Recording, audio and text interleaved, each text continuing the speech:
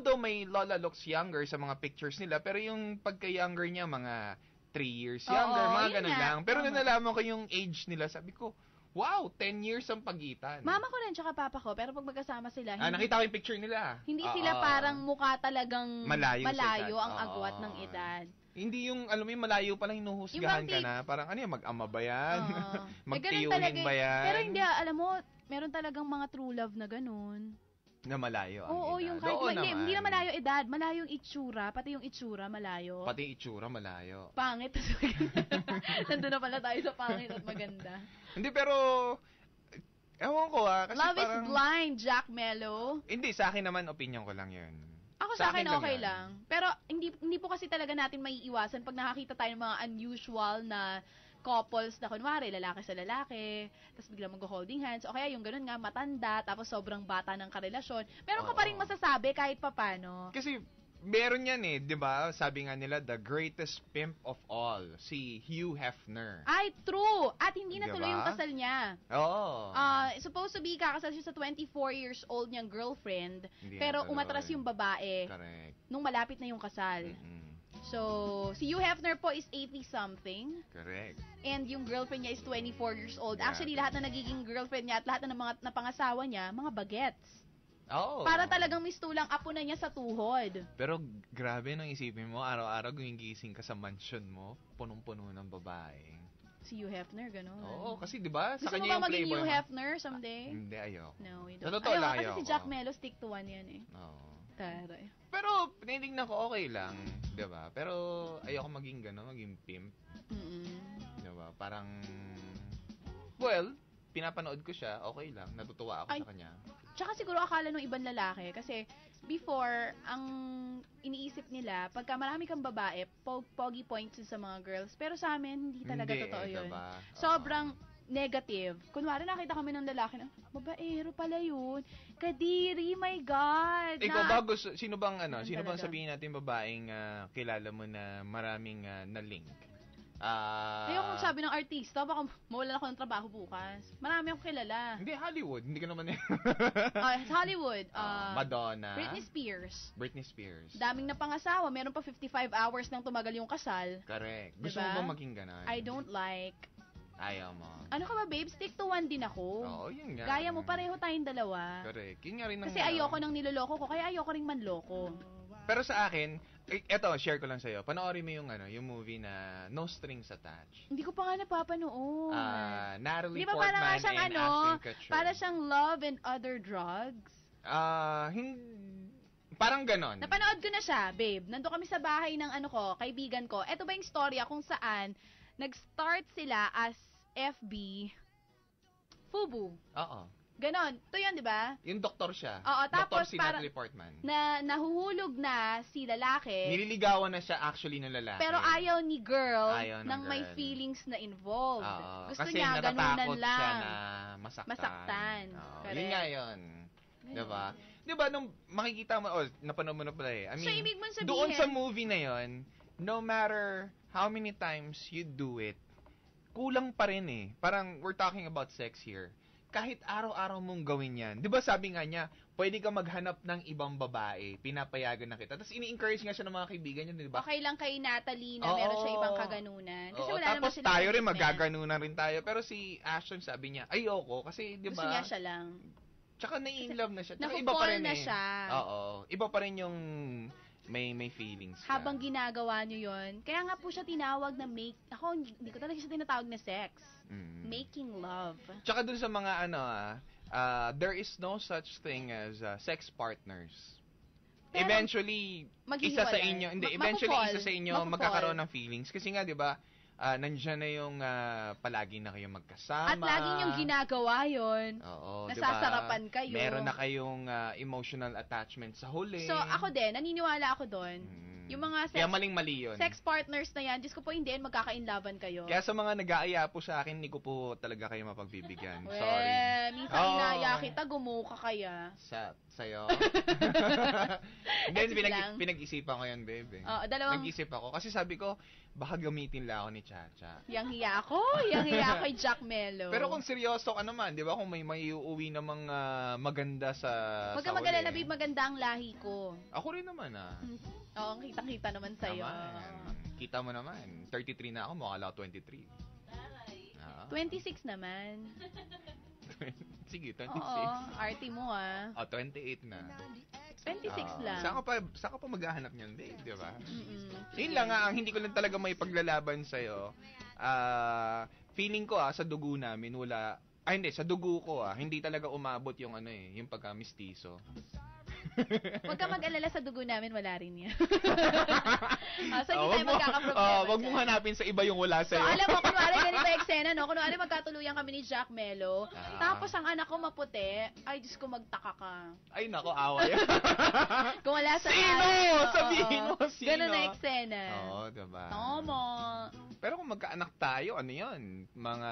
Kung magiging artista yun, nararamdaman Mga ko. siguro ala Derek Ramsey, no? Pag lalaki. Moreno. Ko pag babae, tama Tangkad. ko, Oo. Alessandra De Rossi ang peg natin dito. Pagkababae. Oo, ganun. O pwede. Tama. Tsaka babe, sabi nga nila, di ba? Pagka sa family nyo, may mga matatangkad Pagka yung sumusunod na henerasyon, tumataas pa yon. Talaga? Oo, sa family Kasi sa namin, amin- yung mga daddy ko, tito ko, ano sila, mga 5'8", 5'9". So ako 5'10". So imagine mo, pag nagkaanak tayo, kung lalaki. 7'10". 7'10". Be, ang 6 muna pagkatapos ng 5. Okay. Kala ko in-extend mo agad doon Hindi, mga 6, 6'1", 6'2". O, pinangarap ko yan. Yung magiging anak ko na talagang super tangkad. Bilang ako, hindi ako nabiyayaan ng height. Correct. True, gusto ko yun. Bet ko yung ganun. Pwede Pero wag ka yan, magpakasiguro. Alam mo ba, ang dami kong kilala, ang ganda ng babae, ang pogi ng lalaki, pero pag nagkakaanak, tsaka. Tapos meron ako nakita, ang pangit ng lalaki, ang pangit ng babae, nung nagkaanak, ang bongga, ang ganda, di ba? Hindi naman kaya test tube baby yon? Hindi, totoo. Ha? Merong naman, mga ganon. O baka naman nagnakaw ng baby yon. Sabi pa nila, kaya feeling ko hindi tayo pwede magkatuluyan dahil sabi nila, Bakit, babe? para daw magkaroon ng magandang anak o gwapong anak, kailangan daw yung isa pangit, yung isa maganda, yung isa Balance. gwapo, yung isa pangit para balance. So, pwede kami ni Charlie. Tsaka babe, pag nagsama tayo, masyado na tayo selfish nun. Oo. Hindi mo lang natin shinare yung Tsaka siguradong hindi tayo magkakaroon ng maganda at gwapong anak. hindi natin shinare yung gift Because natin sa Positive and positive is equals to sobrang positive. Oo. Pangit nun. Double positive yun. Correct. Diba? Negative and negative, sobrang negative. Sobrang negative. Negative, positive. Bongga, sakto lang. Sakto lang. Mm-mm. Either negative, positive. Ganun talaga yung Oo. lumalabas nun. Kailangan Yun ang naalala talaga- ko nung science. Kailangan sa amin. talaga medyo opposite ng konti. Oo. Mm-mm. Tsaka, hindi kaya tayo, pagalitan tayo ng Diyos. Parang biniyayaan ko kayong dalawa, hindi nyo man lang Iba nga ibinahagi sabi, sa humayo kayo't magpakarami. Oo, diba? I-share naman natin sa iba. Kung maganda ang lahi mo, go. So, nananawagan Go. po ako kung sa tingin mong kulang-kulang ka, nandito lang ako. Ha? Si? Ano? Si Hasmin? Hindi, sabi naman namin, Bagay. babae sa lalaki. Feeling ko, dahil ang mga katagalan, Hindi naman sinabing feeling ko, lalaki sa lalaki. si Jack at si Yasmin posibleng magkaroon ng emotional attachment. Oo, galit. Nangiya ka. Nakawin Galit. mo pa yun. How dare Oo. you. Eto, babe, may tanong ako sa'yo. Bilis Di- at nagte-text si Tita Jo, tapos ka na. Oo. Papunta na po. Go. Sabi mo, I'm coming. Go. Eto, dati na pag-usapan natin yung kung anong powers ang gusto mo. Eto, Ayan, nasagot ako sa topic before reality. Kung meron isang God-given talent na nakita mo sa isang tao na gusto mo maging sa'yo, ano yun? Like for example, ako gustong-gusto ko yung God-given talent ni Einstein. As in, sobrang, yung wisdom niya, tapos yung intellect niya, grabe. As in, isa siya sa mga nakatulong kung paano umunlad yung economy, yung technology ng buong mundo. Yun ang gusto ko. Gusto ko yung God-given talent ni Bill Gates. Kasi pag meron akong ganong talent, yaman ko. Anong God-given talent yun? You have to specify. Si Bill Gates. Magaling siya. Hoy! O sige, isipin ko kung anong talent ang bongga sa kanya, ha? Ano ba si Bill Gates? Hindi ko alam eh. Hindi kalalanin yung tao, hindi ko kilala. O, ulitin natin. Siguro dahil mayaman siya, malamang ang talento niya. Magaling siyang businessman. Hindi. Hindi pa rin ba talent yun? Hindi. Babe, si Bill Gates siya yung gumawa ng yung Microsoft. Oh. Ang God-given talent niya is Intelligence? Oo. Oh, di yun na. Pareho sila ni Einstein. Ay, pangit. Ayoko na pala nun. Ulitin ko, ibahin ko. Di ba? Parang sabihin na natin, Kasama ba si God-given talent? God-given talent ni Whitney Houston. Ay, ako, no. Boses niya. Ay, nakakainis sinasabihin ko eh. Diba? Gusto ko yung Or kay Lady Gaga. Mariah Carey. God-given talent ni Lady Gaga. Which is? Magaling kumanta at bongga siyang magsulat ng kanta. Slight, minsan. May tawag dyan eh. Hindi lang kanta eh. Nakalimutan ko na yung term. Hindi naman actually kanta tsaka pagsayaw yung God-given talent ni Lady Gaga. Ang God-given talent ni Lady Gaga, kaya niyang pasikatin ng isang bagay na wala pang ibang nakakagawa. May term doon eh, na ikaw ang nag-uumpisa. Tapos pinapasikat mo. May mga tawag sa ganyang tao. Na parang, tayo magpauso neto. Sige, gagawin ko, ipapauso natin. Kaya tayo, di ba, yung mga iba, eto in ngayon, gayahin natin. True. Yun ang God-given talent niya. Yun ang gusto mo. Oo, tsaka meron pa isa, God-given talent ni Christine Reyes. Which is? Kaseksihan niya dahil kahit lamon siya ng lamon, hindi siya tumataba. Gusto ko maging ganon. Kasama ba yan sa talent? Yung kaseksihan? Hindi pala. Wag na nga. Makauwi na nga. Gusto mong God-given talent kung kaseksihan God-given talent hindi naman talent ang kaseksihan. Hindi, kung gusto mo ang God-given talent na kaseksihan, God-given talent ni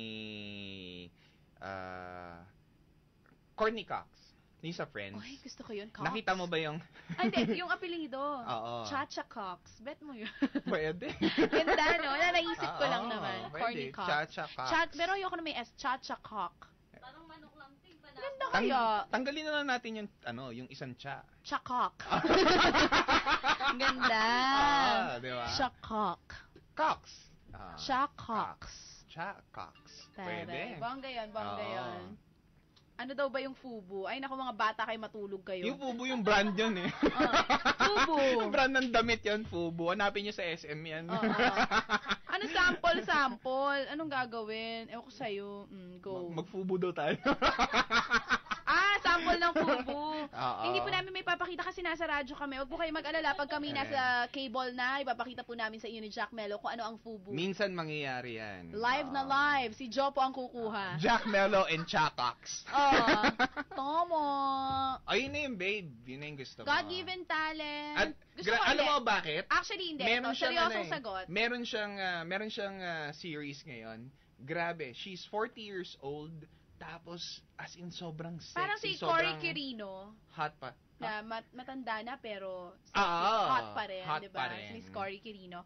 In Hindi, ako fairness, gusto ko talaga, babe. Si Bilang Cory nasabi ko Quirino. sa'yo kanina, na mahilig ako magsayaw. Siguro kung pinurso ko yung pagsasayaw, feeling ko, malayo din ang mararating ko. God-given talent ni Britney Spears. No, hindi pa si Britney Spears. Ayaw mo sa kanya?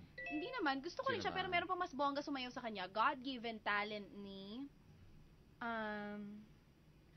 Diyos ko, hindi ko maisip. Sino? Christina Aguilera? Hindi. Madonna? Hindi. Sige pa, sabi mo pa. Yung nasa Nasa?